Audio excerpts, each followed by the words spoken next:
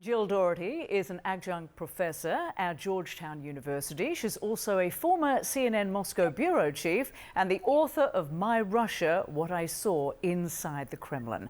Appreciate you joining us. Hey, Rosemary. Good to be here. Wonderful. So one day after President Donald Trump called Vladimir Putin absolutely crazy for targeting civilians in Russia's biggest aerial attack since the start of the war, the Kremlin is now responding, saying Donald Trump may be suffering an emotional overload. So what does this signal to you, and how likely is it that Donald Trump will now respond by imposing additional sanctions on Russia to get Putin to the negotiating table? Well, that comment by actually Dmitry Peskov, the spokesperson for the president of Russia, was that this is emotional for everyone, that it's highly emotional. Emotional overload is the word that he used. So I think what they're trying to do is, it doesn't look good for the president of the United States to call the president of Russia crazy. It doesn't look good domestically for President Putin to be called crazy. So I think what they're trying to do, they want to continue to talk with the United States. Putin apparently doesn't want peace now at all, but they want to keep talking. So what they're trying to do is kind of smooth down, the edges of those comments by President Trump and keep the ball rolling, but not create too many problems in the relationship at this point. And Jill, President Trump appears shocked that Putin is targeting civilians with deadly aerial attacks, shooting rockets into Kyiv and other cities while in the middle of peace talks, is what he observed. But most other world leaders already knew what Putin was capable of. Why did it take so long for Trump and his administration to realize who they're dealing with?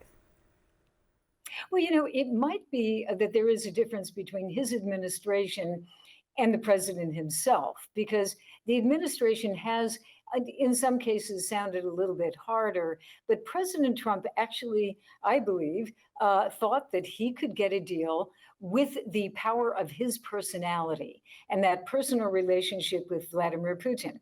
It hasn't happened, and it must be intensely frustrating. And you can hear it, in the president's comments, calling Putin crazy. He sounds angry and he sounds frustrated.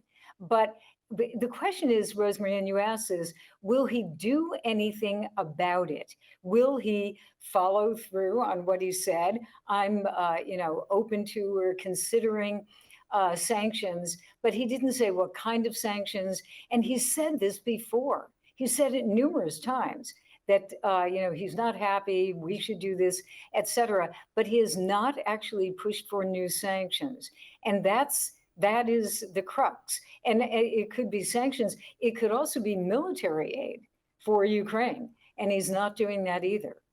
And meantime, European leaders are reaffirming their support for Ukraine and renewing ceasefire calls after Putin's aerial assault on Ukraine and after Trump called Putin absolutely crazy. They are hoping that this signals that Washington will now take a harder line in pressuring Putin to the negotiating table. But as you've pointed out, we're not seeing any signs of that right now. So what do you expect might happen next?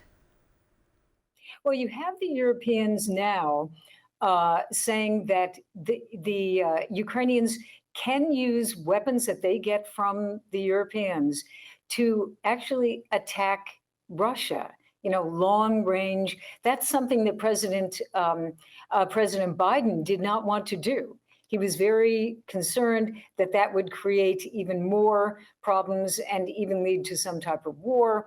But the Europeans are now apparently moving ahead on that.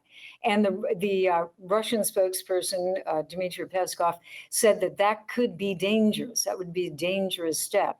So I think the war right now is, continuing full force. In fact, perhaps even more full force than before. And then the peace negotiations, it's always very hard to say what President Trump will do next. But he could still walk away. There's still that possibility, even though he threatens to walk away but then he doesn't, and he's back in the game again. But he could walk away and finally say, look, you know, Putin's crazy, Zelensky, and he had criticism for Zelensky as well.